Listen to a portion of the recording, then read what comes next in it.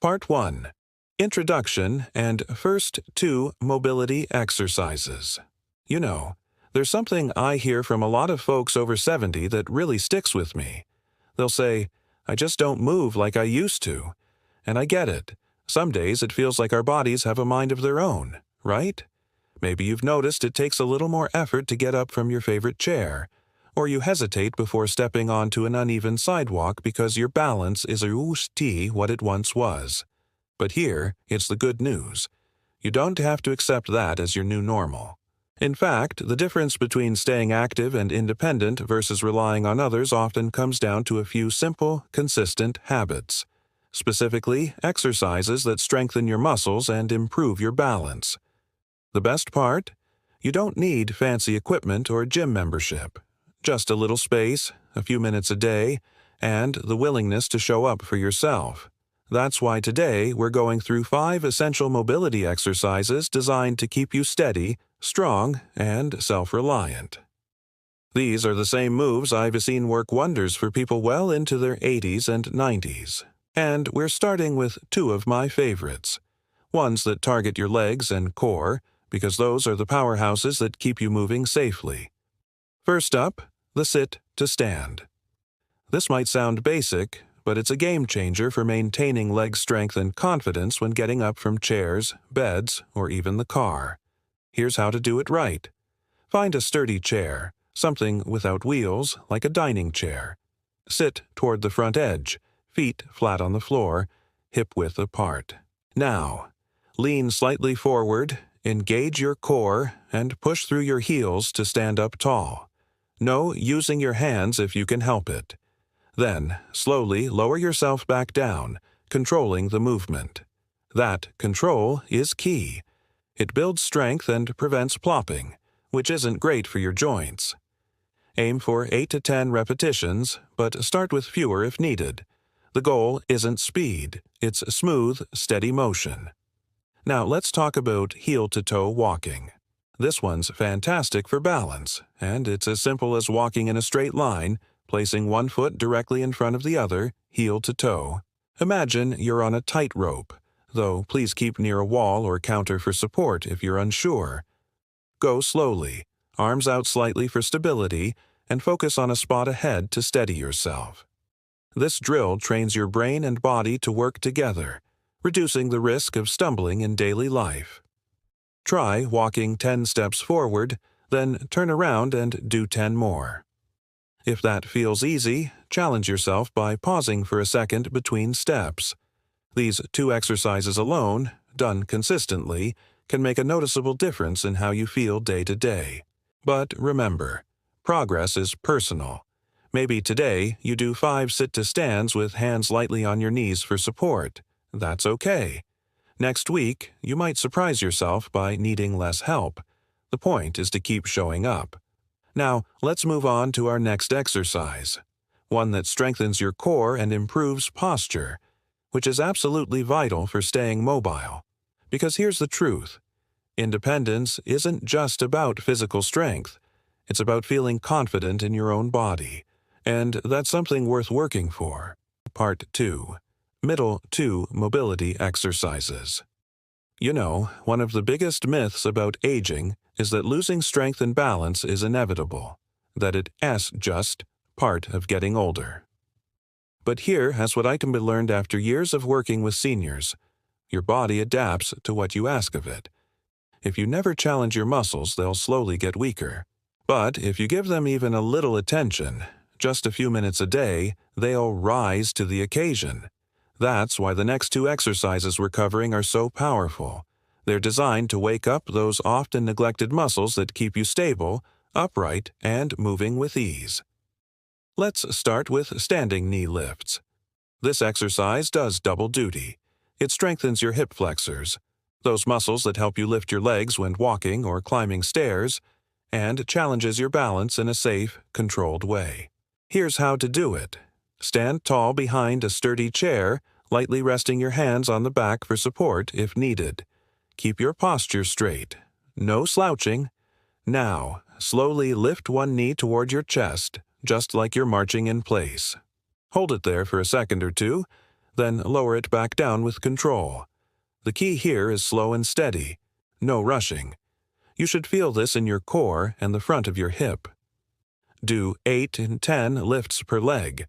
If that feels too easy, try letting go of the chair for a few reps. This simple move translates directly to real-life situations, like stepping over a curb or getting in and out of the car. Now, let's shift focus to your outer thighs with side leg raises. Why does this matter? Because strong outer hips are your secret weapon against wobbly walks and uneven surfaces. For this one, stand sideways next to your chair, one hand resting lightly on it. Keep your toes pointing forward, then lift the outside leg straight out to the side, only as high as is comfortable. About 12–18 inches is plenty.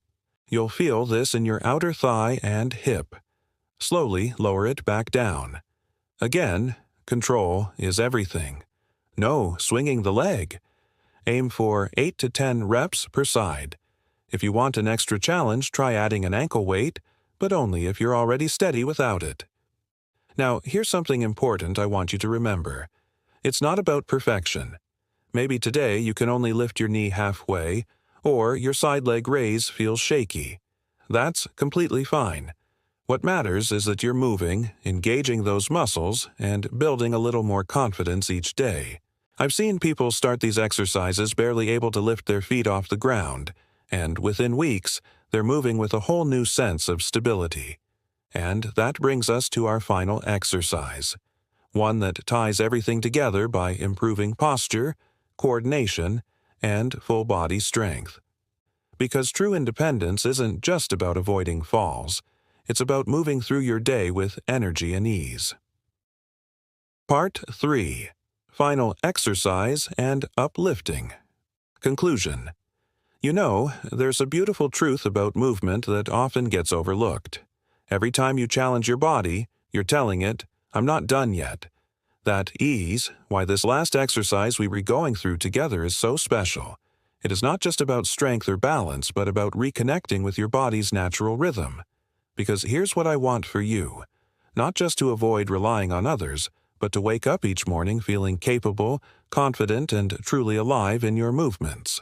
Let's talk about toe taps for coordination. This deceptively simple exercise works wonders for your reflexes, circulation, and overall agility. Here's how to do it.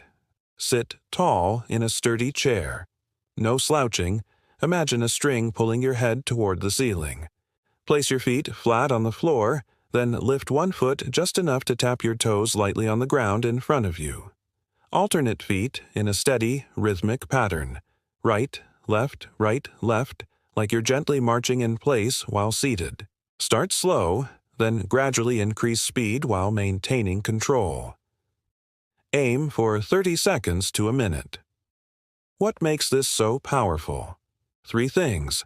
First, it keeps those neural pathways between your brain and feet sharp, critical for preventing shuffling steps. Second, it promotes healthy circulation in your legs without straining joints. And third, this might surprise you, it trains your brain to coordinate both sides of your body, which directly translates to smoother walking.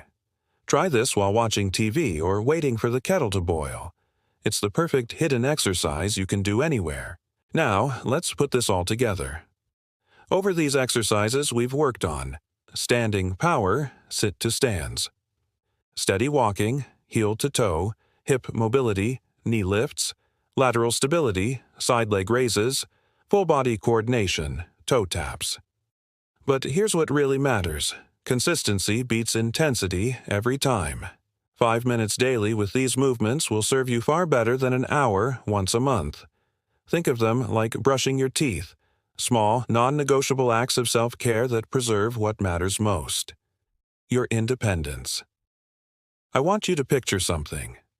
6 weeks from now, imagine yourself rising from your chair without that initial hesitation, walking across uneven pavement with steady assurance, feeling your muscles respond when you need them most. That future is absolutely within your reach.